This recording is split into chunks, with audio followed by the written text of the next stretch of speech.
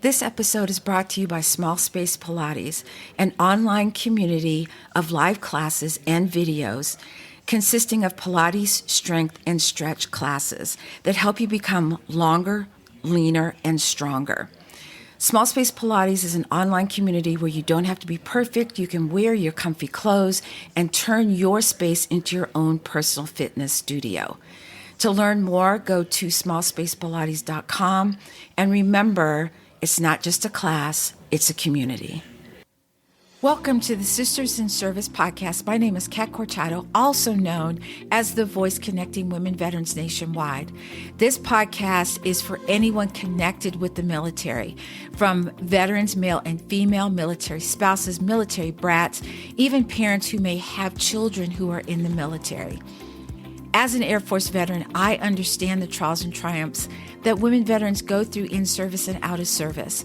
And so I wanted to find a way that I could put it out there into the airwaves and let everyone know what we're going through and find a way and a solution to what's happening to us in the service.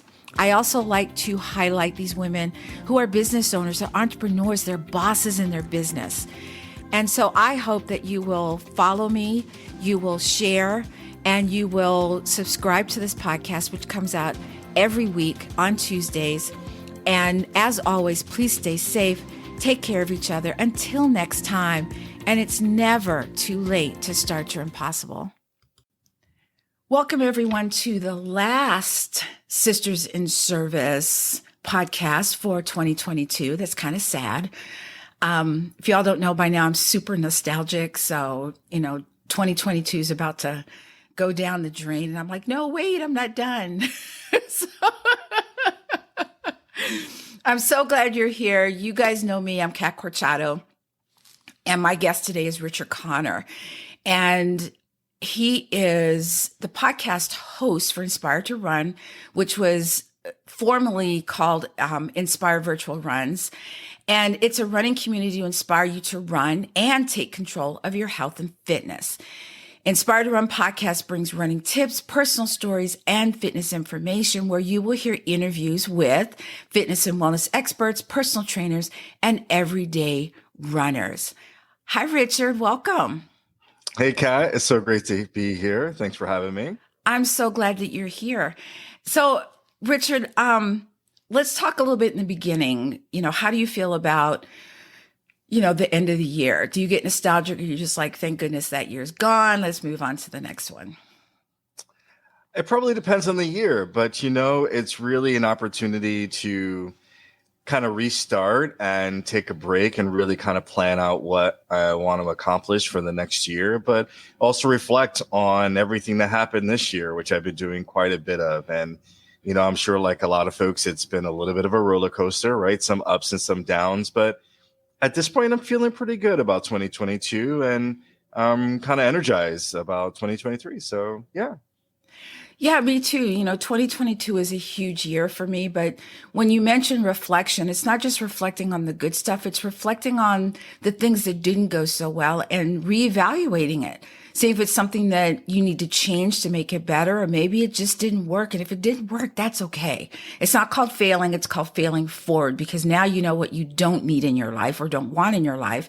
And that allows you time to move forward and do what you really want to do. So, Richard, I'm a big fan of having a word for each year from the very beginning. And I've done this, I know, for at least 5 years. It might be longer. And my word for 2023 is transformation. And I want transformation in all aspects of my life. So do you have a word? And if so, would you like to share? I do. So it'll be new for 2023. I haven't done this before, but my word is momentum. Ooh, I like it. Yeah. And, as I was really thinking about 2023, I really have a lot of goals, a lot of things that I want to achieve. But I also thought about it's a journey, right? I'm not going to achieve everything I set out to do in the year. And I don't want to be discouraged about it or kind of lose the faith. But what I want to see is momentum. I want to be moving forward, whether it's in my personal life or professionally. And that's really where my goals are going to be centered around, is really that word momentum. I love that. Now, let's talk a little bit about your podcast before we jump into some specifics. And what I love about what you did, because you didn't quit the podcast, you just kind of changed the face. You know, when a business closes and then they reopen and they've refurbished it, it's all new and exciting. And I love the fact that you just said, okay, I need to reevaluate this. I need to look at this. And I think you decided you really wanted to do it. But I guess the focus is a little bit different. So can you tell our audience a little bit about why the change? Because a lot of podcast people who are kind of on the fence of whether they should quit or not might hear your story and say, okay, I don't need to quit the podcast. I just need to change the direction a little bit.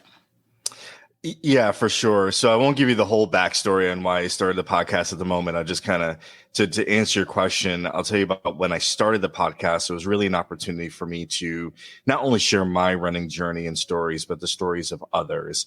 And it was born in the pandemic. And of course, virtual was kind of the key theme in the pandemic. Everything had to be virtual, and we didn't have that, face-to-face or in-person interaction. So I started it as Inspire Virtual Runs. And there was two elements to it. First was the virtual community, so we can inspire each other to run and take control of our health and fitness, but also virtual races. We couldn't run in person, and virtual races really offers a lot of flexibility. If you don't want to be in large crowds, if you're a new runner and maybe you have a little self-confidence challenges and you want to kind of do it on your own, virtual runs is a really great option.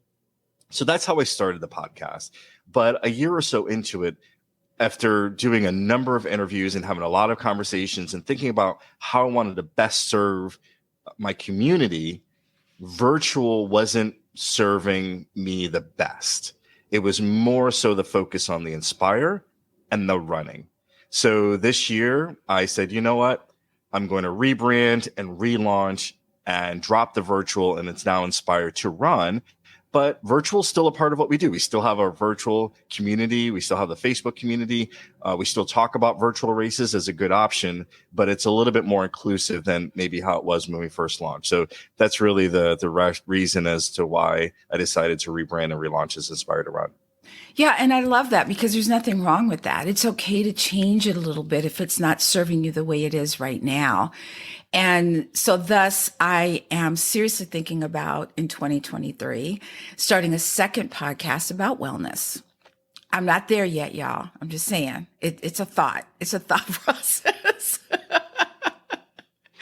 So Richard, I know you talk a lot about mindset, movement, and motivation.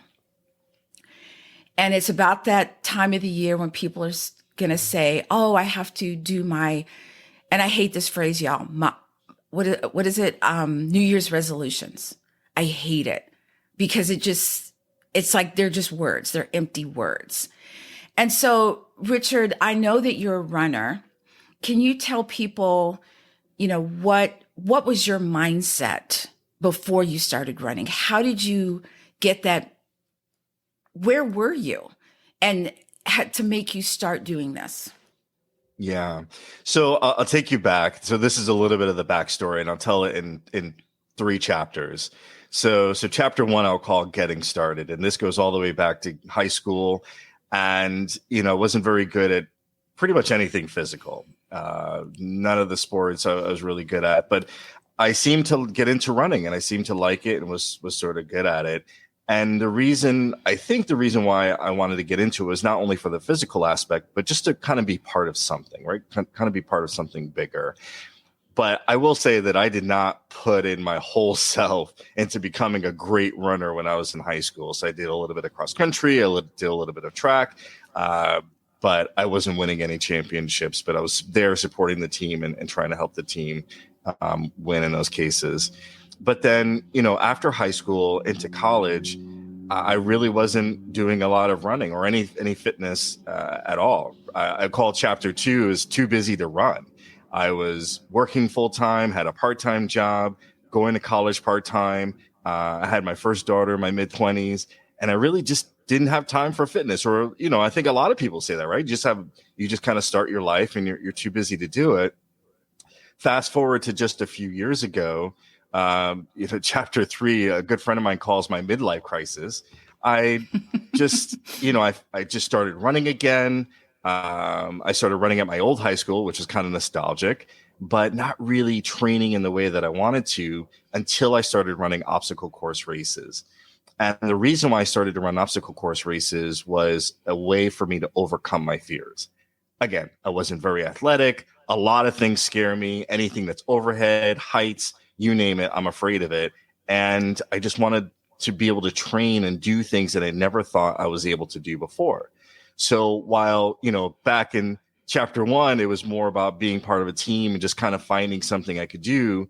Now it's been more of how can I do things I never thought I could do in my life and give me confidence to do these things. So that's kind of what brings me to today. And that's the reason why I do this. But, obviously there's a lot of health benefits to it, right? I want to be healthy for myself and for my family. And I believe that if you're not healthy or not in good health, it's going to be hard for you to do everything else in your life. So for me, this is primary to be successful here so I can be successful in other parts of my life. So is it safe to say that your motivation starts with your why? For sure. And that, that brings me, to the 3 pillars that you mentioned, mindset, movement, and motivation. It really starts with your mindset. It's really about understanding your why and that vision for you in the future, and not only the what, but also like, how do you want to feel along that journey? What is it that you're looking to accomplish? So you're not discouraged on a day-to-day if you're not seeing the results that you want. If you do 30 crunches and you're checking the mirror for your abs, it's not going to be there, right? It's going to take time, but you got to, right? Right? You got to enjoy that journey. And so we talk a lot about that mindset and the why. And what I'm hoping through the podcast is sharing stories of others. So you have that inspiration to see, well, others did it where you may not think, well, I'm not a runner, I'm not into fitness, or I can't do it. Well, I've brought on so many guests with so many amazing stories that were once in that place, right? They were not in that mindset. They made the commitment and they made a transformation, which is your word, which is phenomenal. So that's a little bit about that why and the mindset piece. And it's so important. We spend a lot of time on that. And I think the why shouldn't be for other people. I mean, it is, but it's not. Your motivation and your why is about you. And then, I want to do this so that I can feel better, so that I can possibly live longer, so that I can see my grandkids, so that I can, it's this continuous thing down the road. So if you're saying, oh, I'm going to do this for my family, it's not going to stick. I want to do this because my friend's doing it. Okay, that might help, but it might not stick either. So someone once told me that your why should make you cry. Your why should be so emotional that it's something that every time you feel like you want to quit, you're just like, nope, I'm not gonna quit. Maybe I can't do as much as I want to do today, but I'm not quitting. So I love that, Richard. So let's talk about movement. So when you think of movement, as far as running is concerned, why is movement one of those 3 pillars for you? Why was that so special to put in those 3 pillars, the mindset, movement, and motivation? For sure. So, when it comes to your health, of course, there's a big element of it, which is nutrition, right? Making sure you put good things in your body and you really kind of honor your body. But the other part is the movement piece. And you really need to move, no matter what it is, right? I focus on running because that's what I do. That's what I know. That's what I do. That's what I love. So that's what I want to focus on. And I've heard so many stories of folks who weren't runners, who became runners, and they transformed their life through runners. So I'm a believer, right? But there's other forms of movement that you can do. And it really helps you. It really helps transform your body. So that's why I focus on movement. And what I talk about is helping people get started. Right. So I'm not a personal trainer. I'm not a running coach, but I know personal trainers. I know running coaches, and I know a lot of the tips and the advice that I followed. So I share my own journey and I share the journeys of others to help people get started. And just as you said, some folks may come out of the gate and say, oh, well, I'm going to make this commitment and I'm going to run a marathon. Well, that may not be a practical goal for like 2023, right? If you've never run before. Absolutely. Maybe for 2024 or maybe for 2025, but maybe your first step is walking. If you're not moving today, walking is a great first step. And it's not walking for an hour and then jumping on the bike and then lifting weights. It's walking for Right. 20 minutes. We go from 0 to 60. Right, exactly. It's walking for 20 minutes, maybe every day, and building that habit. And then once you've built that habit, you kind of stack your habits, right? Now you start to increase the amount of time that you're walking. Or maybe it's time to do a Couch to 5K program, which is pretty much a run, walk, run program, right? You're walking, you're running, you're walking, and then you get to that point of doing the 5K. So what we try to share with the community is helping them kind of along that journey so they're not burnt out. Or if they're thinking, oh my gosh, I got to walk an hour today, or I have to start running, it might be a big leap from where they are today. And then they're just going to push it off. Then they're going to say, well, I'm not motivated to do it. Right. Well, of course you're not, right? Because you don't have the right habits in place to help you get to that point. So that's a little bit about, kind of what we share with the community to help them along their journey. Absolutely. As a personal trainer and Pilates instructor, I always tell people, that if you think you can walk, because I'm a big proponent of walking. I did run, y'all, for a little while. And I did a half marathon. I'm glad I did it. It was an experience. But when people say, oh, I'm going to walk a mile, and I'll say, cut that in half. So if you think you can walk a half a mile, cut it in half. If you say, I'm going to walk a half a mile 5 days a week. No, do a half a mile 1 day a week for a whole month, and then increase it. Because that's how you build that momentum. That's how you build that motivation. You're like, wow, okay, I'm feeling good. And you start to feel better. And movement, y'all, increases your brain matter. You hear all of these supplements, it can increase your memory. And you know what increases your memory? Movement increases your memory. Movement helps you. And there are so many times when I've been stuck on doing a podcast or doing something, and I'll just get up and I'll start walking. I'm like, I'm going to go for a walk. And I come back and I'm like, I'm so motivated only because I feel as though the fog was lifted and I can now see what it was I couldn't see before.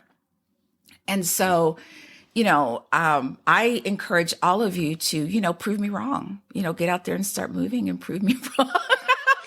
You're absolutely right, Kat. You're absolutely right. And, I love that you said that because we focus so much on the physical aspect of it, which there's so many physical benefits. It's, there might be a lot of objections. Oh, I'm not going to run because I'm going to get, knee problems, runner's knees, or my back, or whatever the case might be. But in a lot of ways, running and strength training is actually going to help you, right, in those areas. So that's the physical part. But the mental part, just like you said, I can't tell you how many conversations where runners just feel better after they run. It's for their mental health. And if they're not running, 2 days goes by or 3 days goes by, it starts to wear on them. And you feel like crap and you're like, what's going on? And then you run, you're like, yeah, that's what was missing. Exactly. So the runner's high is real, but for sure there's the mental component to this. And I think also when you talk about movement, if you're listening to this and you really want to start moving, you have no idea what to do. And your friend's like, oh, do the, come biking, do this. Think about what it was you liked to do as a child. And maybe you weren't the outside type of child. So start experimenting a little bit. Your friend's doing Peloton or riding a station, do that. I hated it, by the way. Just say those seats suck. Maybe it is walking. Maybe you need a buddy. Take some time to write down those things. You're like, wow, this sounds interesting. This sounds interesting. If you want to lift weights and don't have any idea how to start doing it with a friend or a coworker who has been doing it for a while. And if you don't have that, then maybe you need to invest in a personal trainer. And I'm not talking, all the time. If you can't afford once or twice a week, and I get that, do once every couple of weeks, check in with your trainer. There's lots of virtual things you can do online now. You don't need to be in person. So start thinking small and then start to get bigger. I hope this helps someone out there because it's really difficult to know what it is you want to do when you don't really know what to do. Right, Richard? Yeah, for sure, for sure. And I'll touch a little bit on kind of the motivation piece in a moment because you talked about having that friend, but specifically for for having a friend, it's through many of my conversations, I'm starting to see patterns and themes of how folks have started, with their fitness and made the commitment. And I'm seeing two major themes at the moment. One is kind of internal, right? So someone has reached kind of a critical point in their life or some sort of change in their life that's caused them to kind of pause and think about what they want to do in the future. Or maybe it was something like a diagnosis or something like that, right? So there's some critical point in their life that causes them to make a change. So I call that internal. But there's also that kind of that external, which is, hey, a friend of mine has invited me to run a 5K, or a friend of mine has invited me to come to the gym. And I see that as serving kind of as a pattern interrupt, right? From stopping you from doing what you normally do every day, which is not moving, to thinking about, oh, wait a minute, maybe I actually do want to do this. And maybe it triggers something in your mind that you can or want to do this. So having that friend, I think, helps probably in all three cases, the mindset piece, the movement piece, but I'm sure we'll get into also the accountability piece. So that's an important component. Absolutely. And I just want to touch on this a little bit. People who know that I'm a personal trainer and Pilates instructor feel as though I always want to move. I always have that motivation to work out. I always, I just love it. Okay. That's a big fat no, y'all. There are days when I think I can't do this today. But here's what I do. I call it my 10-minute rule. If I don't want to work out because I feel as though I'm tired, I will try to work out for 10 minutes. And if I can't make it to 10 minutes, I know I am truly exhausted. I put down the weights or I stop walking, whatever I'm doing. And I say, I need to rest. But you know what, you guys? 95% of the time, I end up feeling better while I'm working out. And somehow it's this internal energy. So when you say, oh, I'm too tired, are you mentally exhausted or physically or both? Because they're two different things. So what do you think about that, Richard? I completely agree with you. My training program today has one day off, but my coach is kind enough to even put a workout there if I want it and gives me the option of whether I want to take the day off or not. So that's one program. But for the other days, I follow the plan unless I'm not feeling it. So maybe I have a 60-minute run and I get through half of it and I'm feeling a little dizzy, maybe because I'm dehydrated, maybe because I didn't get enough sleep. Well, you know what? I'm listening to my body and I'm going to stop because it's not going to serve me to try to finish the next 30 minutes. I'm probably going to make things worse. So I just call it there. Or even injure yourself. Or even injure myself. So I think it's really about kind of listening to your body, first following your plan, right? Not letting your mind talk you out of doing all of your workouts, but also listening to your body and knowing, hey, I can push myself and I could do this workout, or you know what? Nope, I need to rest. I need to take a break. Absolutely. So, listen to your body. Your body speaks to you all the time. As podcasters and as entrepreneurs, we do a lot of sitting. And so there are times when my body's, just yelling at me, my back, my hips, everything. And I'm like, okay, I get it. I hear you. I'm going to get up and start moving. And so start tuning into those little nuances in your body. So when people say, oh, my back has been hurting, why? Did you injure your back doing something? Or is it because you've been doing a lot of sitting? Even during this holiday, when we are so-called relaxing, can be bad. I won't say it's bad for your body. It's great for your mind. But your body's like, what's going on? All we've been doing is sitting and laying down, and then you get up and you're stiff. And, even that everything in moderation, right? Because if you get too much of one thing and not enough of something else, then it can be bad for you. So it's called balance. So, Richard, let's talk about motivation. So I tend to feel like your motivation for movement, see how I did that, is tied to your mindset. Yes, I'm on it today. Also called your why. How do you feel? What is your definition, according to you, on motivation? Yeah, I know there's different viewpoints on this. Motivation comes from within, right? And others necessarily can't truly motivate you. I know there's different definitions of this. So, kind of how I approach this is a few different ways. Not everyone's going to be motivated to do fitness or do what they're doing all the time, right? You're going to need something to help kind of keep you going. So just like you said, if you know your why, you set your goals, you're moving, and then you start to see the changes, you start to see the results, you start to feel better, you start to see what it is that you're chasing after. That's going to be your motivation, right? But it's not always going to be there. So there's a couple of tricks or tips, I would say, that I share with the community to kind of help keep you motivated. Number one is if you're doing let's say a Couch to 5K program, you're going to start to run.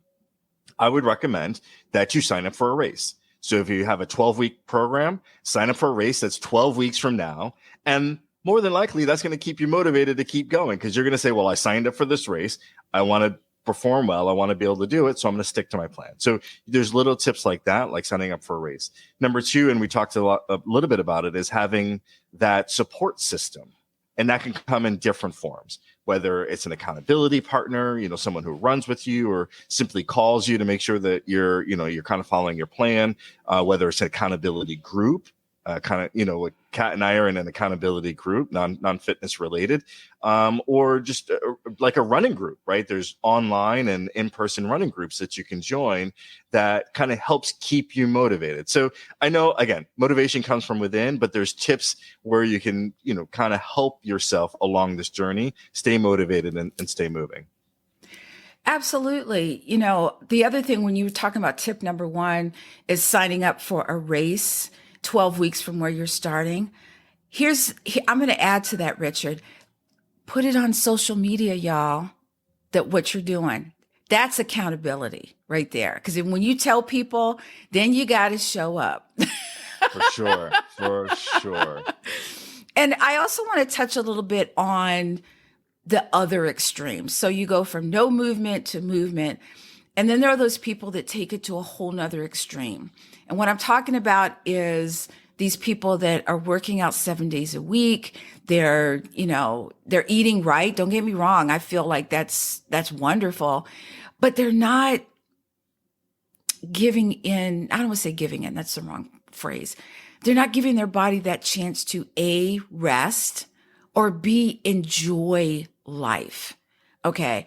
For those of you that don't know me, I love some sweets, y'all. I love some ice cream. I love a cookie. I mean, I'm talking about cookies with all the stuff in it. Okay, you guys, not a vegan cookie. Nothing against my vegan friends who eat vegan, but when I want something sweet, I have it. So when people say, well, why do you're not supposed to have that? You're not supposed to have that ice cream. I'm like, why do you think I work out? And there's, again, you guys were talking about balance. Okay. If you are loving cookies and you started movement and, you're like, oh, well, here's the phrase. I can't have that. I hate that phrase. Why not? Have a cookie, but don't eat the box. Have That's a right. cookie. Okay. And enjoy it. But, you have those people who go in the opposite extreme. Do you have those people, Richard? Do you know who I'm talking about? Yeah, I think my audience are those who are not moving today or they're restarting or they're just kind of getting started, right? That's my target audience. So we do have some folks in the community who are experts or much more advanced. And I would say a couple of things. Number one is if you're just getting moving, just as we said, you really need to work on building those habits. And starting small and starting slow for the habit piece of it. But for the physical piece of it is your body's probably not ready to do 7-day-a-week workout, right? It's something you have to build up to. And for someone to do a Couch to 5K program, more than likely they could do it on their own, right? There's a lot of programs out there that can help you kind of do it on your own. But when you get to a certain point, let's say you've done your first 5K and now you're thinking about doing a 10K. Now you're thinking about doing a half marathon. Now you're thinking about doing other things. It's probably time for you to get a coach. That's probably a good time. Now that you built the habits, you made your commitment, you can follow a plan, it's probably a good time to get a coach, because they're going to help you make sure that you have that balance. They're going to make sure you have the right program in place. They're going to make sure you have the right nutrition. If you're a runner, it's not only about running. It's going to be about stretching. It's going to be about dynamic warm-ups. It's going to be about strength training, right? It's going to be more of a holistic program than just running. So just to get started, it's probably okay, because you're just getting moving. You're just building your habits. But beyond that, you're probably going to want to get some help from a coach or some sort of personal trainer. So yeah, completely agree. You could certainly go off the rails and go to the other side, but that's going to lead you down the road to injury and heartbreak. And there's a lot of ways that you could, or a lot of things you could do to prevent that. Right. And, when you're starting your program, just think, I'm just going to, you're going to start running. And then like Richard said, all of a sudden you made that commitment, you're running, you're like, oh, maybe I could do a 5K, get a buddy to do it with you. It's fun when you do it together. That's how I started. I had a friend of mine that she said, I want to learn how to run. And I was like, okay. And we did a whole lot of walking, y'all. And then it was less walking, more running. Then it was all running. And she said, let's do a 5K. And it went 5K, 10K. And then we set our sights on a half marathon. Okay. And I did it. I'm glad I did it, because I met that goal. But I will never, ever do a whole marathon, guys. I'm just saying, you will never see me. Oh, Kat, never say never. I don't know how much time we have, but I could share my marathon story with you. Never say never.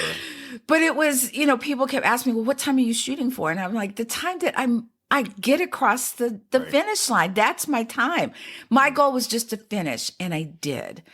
And I just wanted to say that only because I've proven to myself that I can do it if you do it in small steps, in small increments.